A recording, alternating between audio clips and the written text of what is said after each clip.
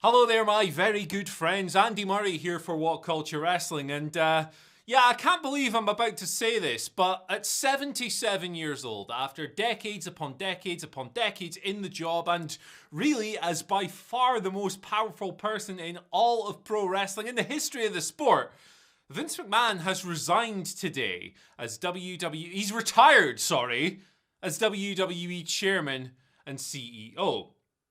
This isn't a thing I've just made up. This has actually happened today. Your eyes and ears do not deceive you. Vince announced this on Twitter just a short while ago, saying at 77, it's time for me to retire. Thank you, WWE Universe. Then, now, forever, together. So, we'll go into this a little bit more.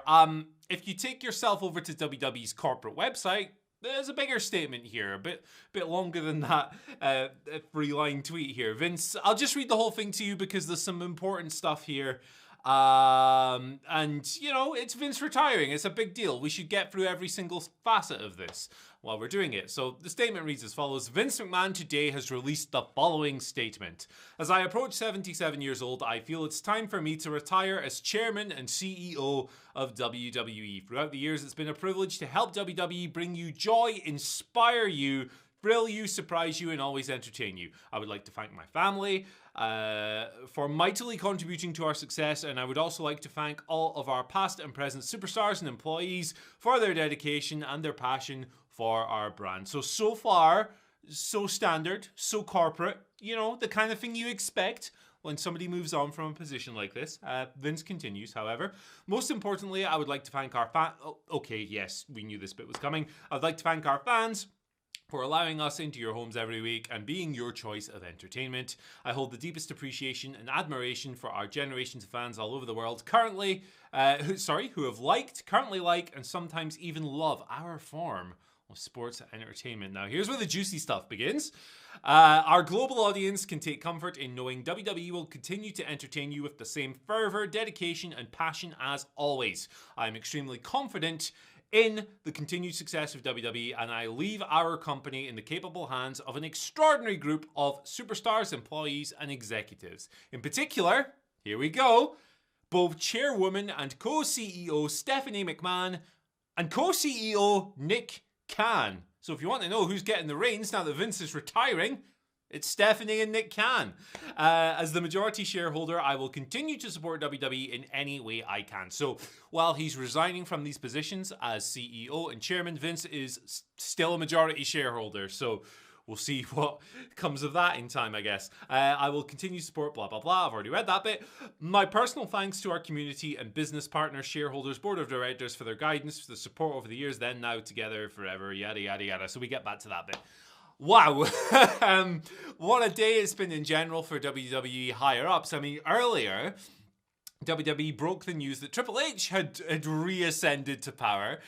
He has effectively become the company's head of talent relations once again. It's a position he held a while ago. He has now been slotted back into, I believe, the official job title is something along the lines of Executive Vice President, Talent Relations, something along those lines.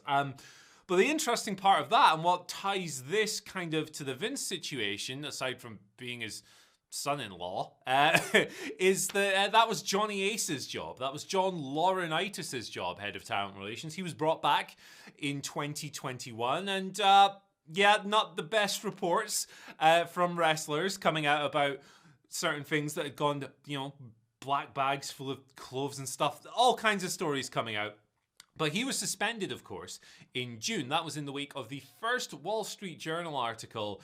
There's been another one since, but of course the first one alleging that Vince had paid $3 million in money as part of a settlement to a former employee, a paralegal in his company, that he is alleged to have had an extramarital affair with. And in that article was the line, and yeah, I mean, this is really gross, that Vince passed her or gave her like a toy, that's the exact wording, to Laurinaitis afterwards. So he was implicated in that.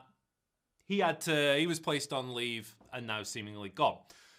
Vince weathered the allegations, it seems. So he stepped down as WWE Chairman and CEO, like almost immediately after them. He was on SmackDown, like the next day, in the ring, going then, now, together forever. He appeared on Raw a couple of days later as well, and it just seemed like Vince was doing the equivalent of trying to tweet through it, I guess. But then the second Wall Street Journal article dropped, of course, and the allegations deepened. 12 million in total allegedly paid out. There was some really terrible stuff in there. We've covered the majority of those bits and pieces. But the board of directors in WWE had been investigating this matter already. The results of that investigation are yet to come out. Still ongoing, you know, as far as we're aware publicly. But there's clearly a lot to consider when looking at something like this. Now, interestingly, Sean Ross Sapp of Fightful reported earlier today that Triple H, Stephanie McMahon, and Nick Khan were heading to tonight's SmackDown show. Noting that they typically only do this when there's been like a major executive change or they're going to do a meeting. Clearly that's the case today. There's been a major executive. Vince McMahon retired. I'm still trying to wrap my head around this myself, guys. That's why the video is a little bit rough and ready here. A little bit all over the place. But obviously the guy's been the most powerful person in wrestling since I started watching. And I'm 34 years... I'm an old man. At this stage, he rose to power, took the company over from his father in the 80s. He effectively brought the curtain down on the territorial era, his controversial national expansion, driving competitors out of business, buying TV time and encroaching on markets, and, you know, all of that cutthroat business stuff that people portray as like this great triumph of Vince when they want to present him as this great businessman, which he of course is. I mean, look at the amount of money he's made over the years. But obviously there are concerns with aggressively driving people out of business and stuff. I think that goes without saying. He, of course, leads WWE through the 90s. He eventually wins the Monday Night Wars and enjoys a monopoly at the very top of the business in the aftermath of that. Now, we've seen that slip away a little bit. Well, not really WWE slip away. They're more profitable now than ever before. But, you know, AEW's come through. Monopolies, not really the correct term anymore.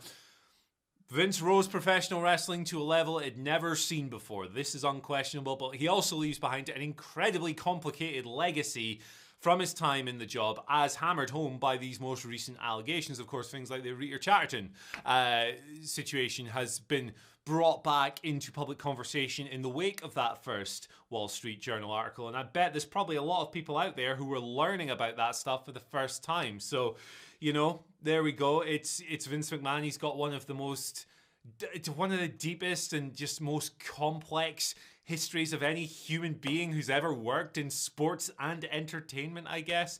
The whole thing's kind of nuts. It's kind of out of control. And yet here we are. It's, you know, for the entirety of my life, it has been impossible to even consider the reality of a WWE without Vince McMahon unless he literally passed away while in the job. The thing with him has always been, you know, he'll never give it up and all of that stuff. Clearly that's changed. He has stepped away. No longer chairman and CEO. We've got Nick Khan and Stephanie McMahon stepping up into the breach. Stephanie had, of course, been the kind of interim chairwoman and CEO following Vince stepping down from that role. But hey, look, we're going to be analyzing this thing for days and days and days. I won't take up any more of your time, but let us know what you think in the comment section below. Yeah, I'm pretty sure there's going to be some hot takes on this one. And man, what a crazy, crazy evening. I've been Andy. Thank you for tuning in at this ungodly hour, wherever it is you are. I'll see you later for probably about 7 more videos on this. Bye.